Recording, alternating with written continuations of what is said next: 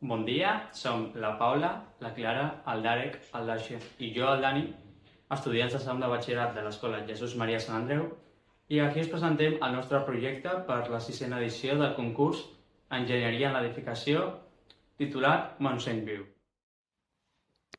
El nostre refugi està ubicat al Montseny, sota la carena dels Matagalls, més concretament entre el Sot dels Arets i el Sot de la Noguereta, a uns 1.500 metres d'altitud aproximadament. El terreny té entre un 20% i un 30% de desnivell.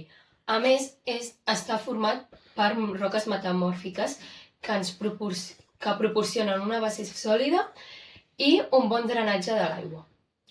I també hi ha vegetació baixa. El clima és humit, amb precipitacions freqüents i temperatures baixes de l'hivern.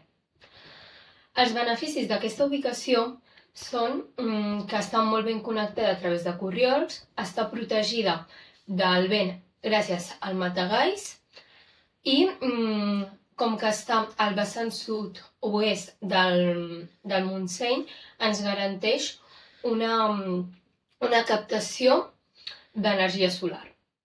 La selecció de materials del refugi es basa en eficiència, durabilitat i adaptació al clima de muntanya. S'utilitza fusta estructural laminada que combina resistència i lleugeresa facilitant el muntatge i suportant càrregues com la neu i el vent. Com a aïllament s'ha escollit llana de fibra de fusta per garantir un bon rendiment tèrmic amb un material més sostenible. Per protegir l'estructura s'incorpora una membrana impermeable i transpirable que evita l'entrada d'aigua. A l'exterior, el revestiment de fusta tractada assegura durabilitat i integració amb l'entorn. El concepte arquitectònic del refugi es basa en una idea clara: aconseguir un edifici eficient a través de la simplicitat i l'adaptació directa al clima de muntanya. Per això es defineix un volum compacte que redueix la simplicitat d'intercanvi amb l'exterior i disminueix les pèrdues de calor. Aquesta decisió permet millorar el rendiment energètic sense sistemes complexos. La coberta inclinada simètrica és un dels elements principals del projecte i la seva geometria facilita l'evacuació de l'aigua i la neu de manera natural, evitant acumulacions i reduint el risc de patologies. A més, la diferència d'alçades permet optimitzar la relació amb l'entorn i millorar el comportament tèrmic global. El disseny també controla l'exposició als factors climàtics i es limita a l'obertura en façanes per reduir pèrdues energètiques i protegir l'interior del vent i la humitat, assegurant condicions més estables. Finalment, la integració amb el paisatge es resol amb l'ús de matèries naturals i una volumetria discreta que s'adapta al terreny sense generar un impacte visual elevat.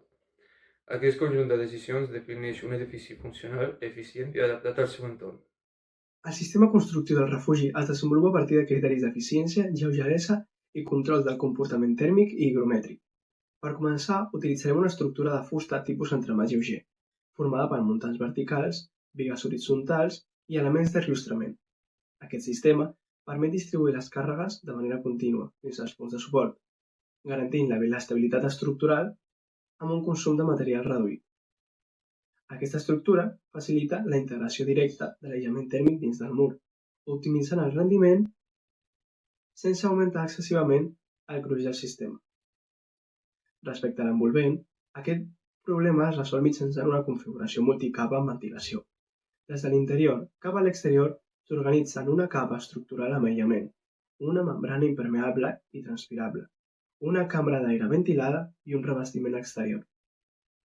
La cambra d'aire ventilada permet la circulació contínua d'aire, eliminant la humitat acumulada i mantenint les capes interiors en condicions òptimes.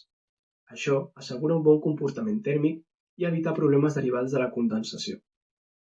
Aquest mateix principi s'aplica a la coberta, amb una configuració ventilada que protegeix l'aïllament i millora l'estabilitat tèrmica.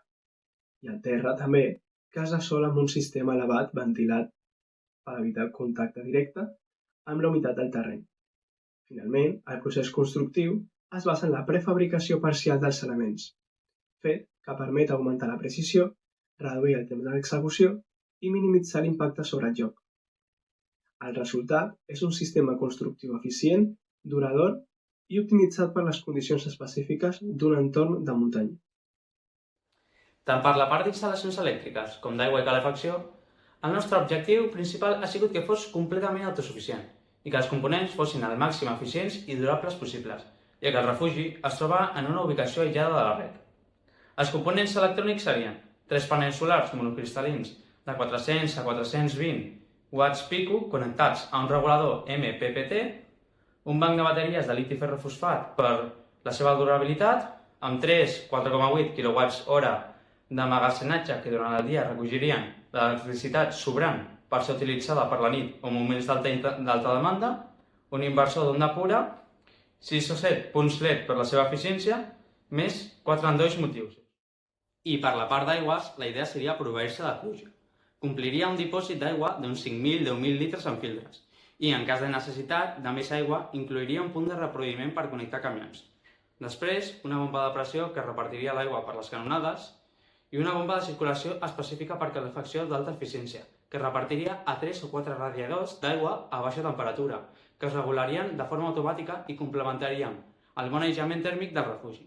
I, en cas de necessitat, els excursionistes disposarien d'un lavabo amb aigua potable. Aquest sistema cobreix 1,5 a 3 kWh dia, fins i tot a l'hivern, amb marges més que suficients per bombes, llums, endolls de tota mena d'usos. El nostre refugi té 3 usos complementaris. Està pensat per ser utilitzat com a espai d'ús polivalent amb practicitat per les necessitats bàsiques, tant en situacions meteorològiques adverses com a punt de descans pels excursionistes. També té un valor educatiu, on ens podem informar de la flora i la fauna de l'entorn i a la part superior, és a dir, al segon pis, hi ha espai per observatori i per telescopis. Finalment, també compta d'una estació meteorològica, on podem mesurar dades bàsiques com és la pluja, el vent o la humitat, entre d'altres, i aquestes dades s'enviaran automàticament al centre de Meteocat. Pel tema del pressupost, que era una de les coses que més ens preocupava del nostre refugi, vam buscar l'equilibri entre l'eficaç, l'econòmic, la sostenibilitat i la viabilitat real, aproximant d'aquesta manera uns valors per cada bloc del refugi. És a dir, per exemple, l'envolvent i l'estructura rondaria uns 23.800 euros, les instal·lacions elèctriques, detallades anteriorment pel meu company, uns 2.700 euros, l'aigua, que comptaria amb el dipòsit, el filtrat i les bombes, uns 4.500, els acabats interiors, uns 5.500, i l'execució, és a dir, la mà d'obra, el transport i un marge pels imprevistos, al voltant d'uns 13.500 euros. Això en total faria uns 50.000 euros per construir tot el refugi. En conclusió, la nostra proposta és un refugi de muntanya amb usos complementaris i que respecti l'entorn. En cas que algú es volgués construir, s'haurien de demanar els permisos necessaris, ja que està dins del Parc Natural del Montseny. Fins aquí el nostre projecte. Moltes gràcies per veure.